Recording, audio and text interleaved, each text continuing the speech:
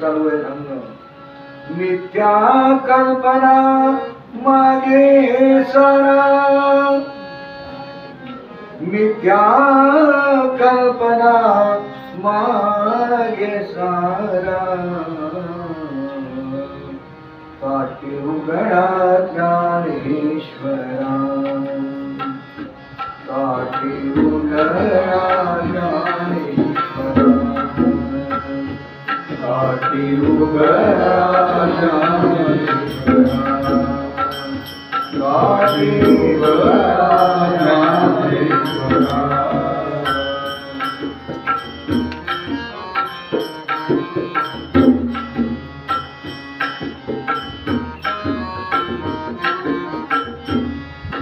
अंतरंग कसोटी आहे साधू ओळखण्याची कितीतरी प्रमाणे मी तुम्हाला सांगू शकेल. तुकाराम महाराजांचं प्रमाण सांगतोय सहज, कारण हे विषय आता भागवताचे असे काही विषय आहे हे पुन्हा पुन्हा येणार आहे, पुन्हा पुन्हा येईल.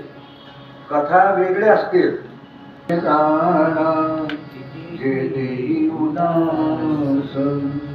हे भक्त ओळखण्याची कसोटी आहे.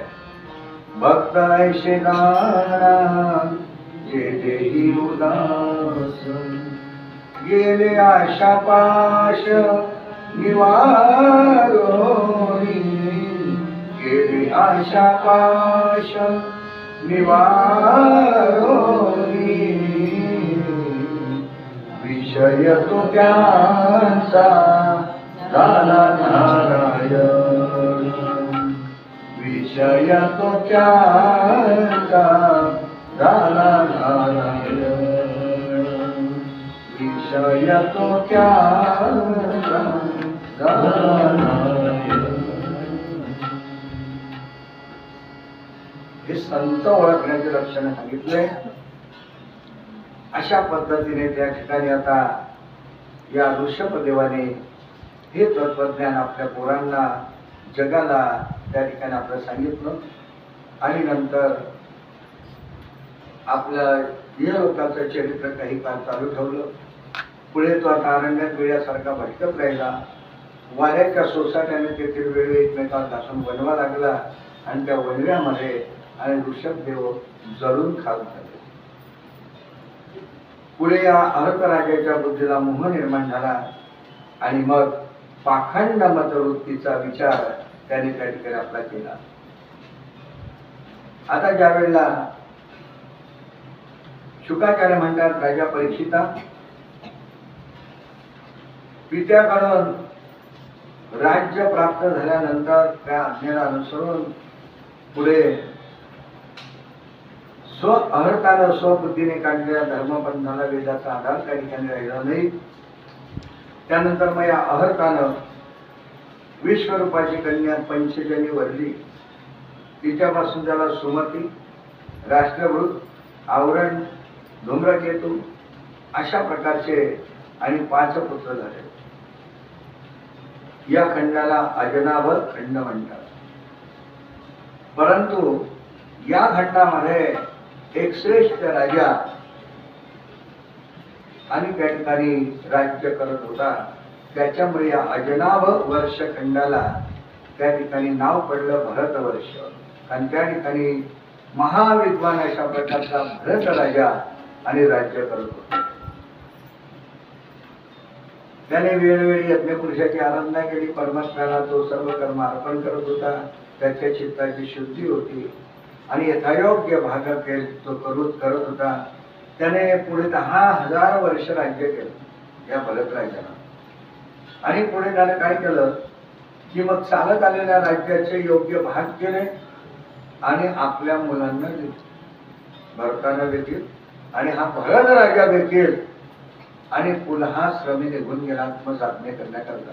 ते तुम्हाला उत्तान भागापासून सांगितलं. या सर्वात कथा याचा येतात की हे सर्व कार्य केलं त्याने ते गेले असं वगैरे. मग आता हा भरत राजा देखील पुन्हा श्रमी गेला. आता तुम्ही आतापर्यंत कितीतरी भागवत ऐकलंय, त्याच्यामुळे मला गॅरंटी आहे तुम्ही काही पुढे जाणार नाही. गंडकीच्या तीरावर प्रणवाचा जप करत होता तो. आणि जप करत असताना एक भ्यालेली गर्भवती हरणी अकस्मात त्या ठिकाणी आली.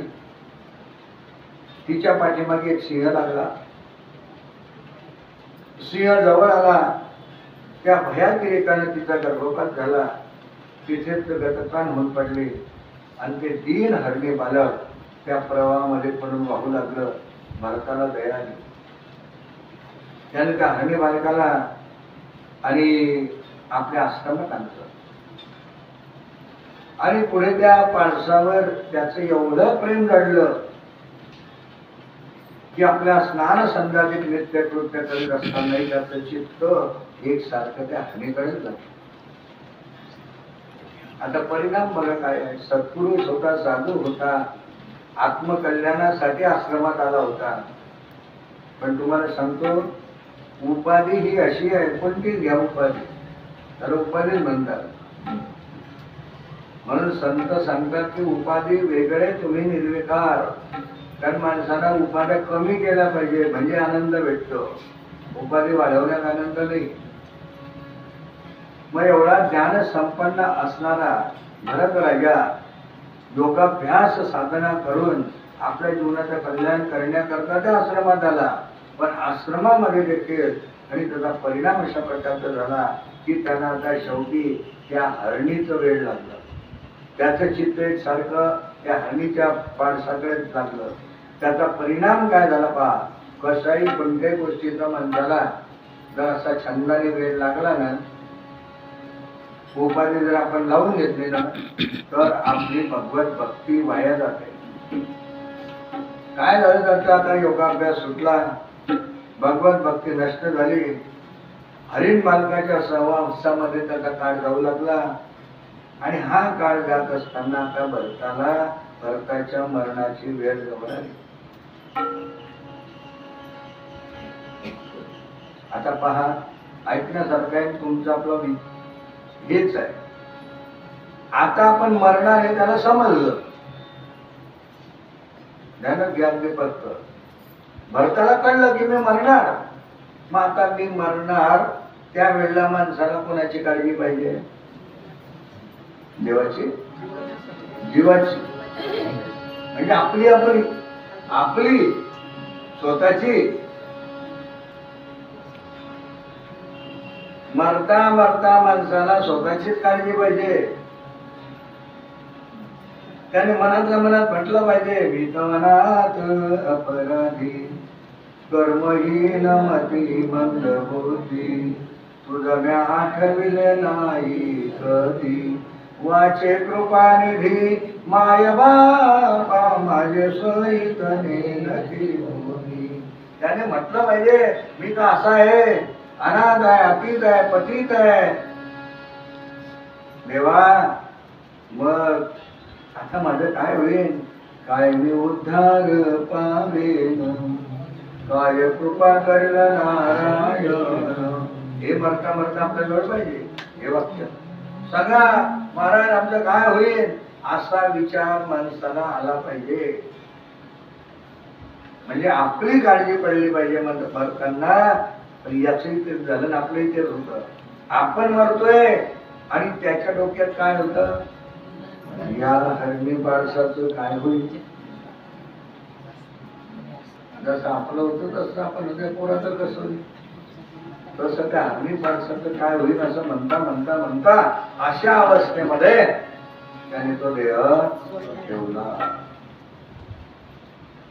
आता अंधकाळी हरणीच्या ठिकाणी आसक्ती राहिल्याचा परिणाम, कारण अंतिमती सांगती. अंतकाळच्या वेळेला जशी तुमची बुद्धी असेल, जशी तुमची मती असेल, त्याप्रमाणे आपल्याला गती प्राप्त होते आणि त्या न्यायाला अनुसरून त्याची आसक्ती त्या पारसाच्या ठिकाणी राहिल्याच्यामुळे आणि त्या भरताना पुढे हरिणाचा जन्म प्राप्त झाला.